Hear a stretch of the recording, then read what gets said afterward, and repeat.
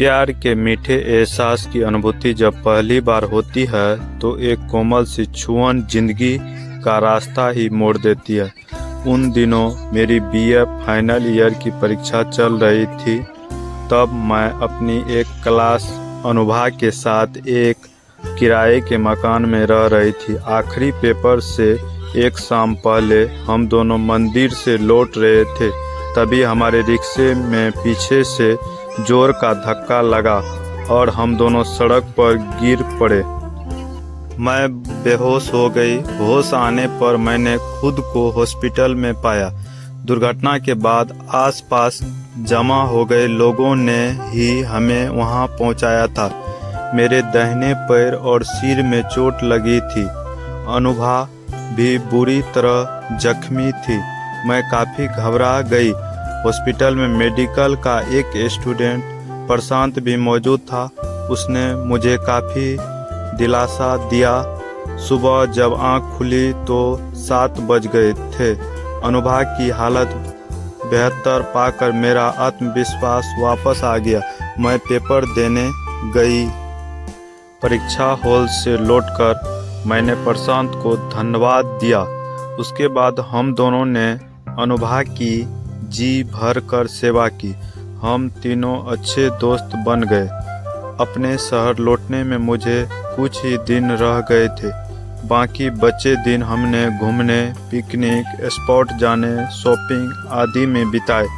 हमारे हर प्रोग्राम में प्रशांत भी शामिल रहता। प्रशांत का आकर्षक रंग रूप, खुला व्यक्तित्व और अचानक संजीदा हो जाना मुझे बहुत अच्छा लगता। कुछ ही दिन बाद मैं अपने घर लौट आई। अनुभा के पत्र अक्सर आते रहते। एक दिन शादी का एक कार्ड मेरे पास आया। कार्ड खोला तो मैं सन्न रह गई। अनुभा वेड्स प्रशांत। मेरे हाथ कांपने लगे और मैं कुर्सी पकड़कर वहीं बैठ गई। तभी मुझको पूरी तीव्रता से इसका एहसास हुआ कि मैं प्रशांत से प्यार करने लगी हूँ। ऐसा क्यों हुआ मेरे साथ कि खाने के बाद एहसास हुआ अपने प्यार का। मैं गम के मन न लगता। मैंने खुद को कमरे में कैद कर लिया। किताबों तक से नाता टूट गया। वे करियर बनाने के दिन थे। घर वाले परेशान हो उठे। मेरे सामने अतीत की घटनाएं बार बार गुजरती, लेकिन मैंने धीरे धीरे खुद को उस मुश्किल से बाहर निकाला। फिर अगले वर्ष ही मैं पीओ की परीक्षा में उत्तीर्ण हुई।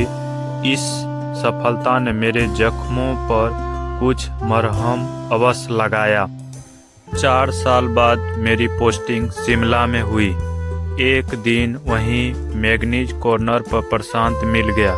मैंने सवालों की झड़ी लगा दी, पर उसके एक उत्तर ने मुझे स्तब्ध कर दिया। शादी के 6 महीने बाद ही अनुभा गुजर गई थी।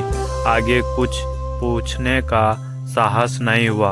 वह मुझे कॉफ़ी हाउस ले गया। हमारे बीच काफ़ी देर तक खामोशी छाई रही। मैं टेबल पर जलती मोमबत्ती देखती रही और वह खिड़की के पार।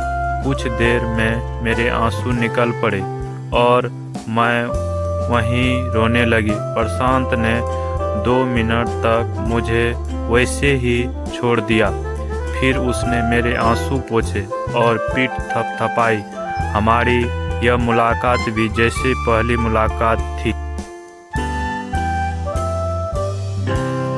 प्रशांत मुझे घर तक छोड़ने आया। रात भर अनुभा ही आंखों पर छाई रही। सुबह फोन की घंटी से मेरी नींद खुली। प्रशांत था। उसने मुझसे छुट्टी लेने का आग्रह किया।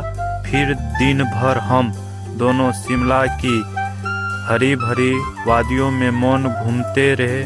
मैं भी बात करने से बचना चाह रही थी, क्योंकि जब भी हम बोलते बातें अनुभा की ही होती और मुझे रोने का कुछ और मौका मिल जाता। हम धीरे धीरे समान होते गए। हम लगभग रोज मिलने लगे। मैंने उसे जीवन की रागनियों की और खींच लाने की ठान ली थी।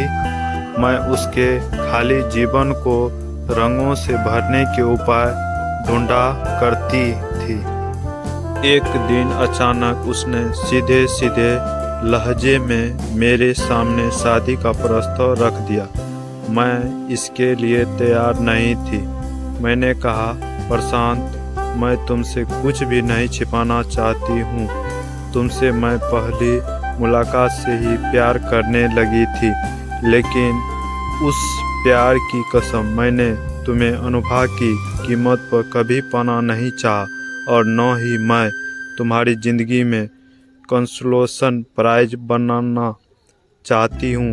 इतना कहकर मैं जानने लगी तो प्रशांत ने हाथ पकड़कर मुझे बैठा लिया। मैं भी तुमसे कुछ नहीं छिपाऊंगी।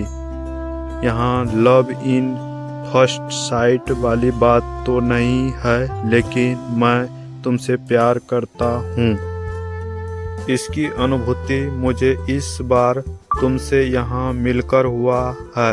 शिमला आने से पहले तो मैं इस बात की कल्पना तक नहीं कर सकता था। तभी तो जब अनुभा के पेरेंट्स से बात चलाई तो मैंने हाँ कर दी। You are my first love की निर्मम दुनिया से निकलकर सीधे परियों के देश में पहुंच गई। और फिर इसके बाद मैंने उसके प्यार को, यूं कहे तो मेरे ही प्यार को, कभी खुद से जुड़ नहीं होने दी। धन्यवाद।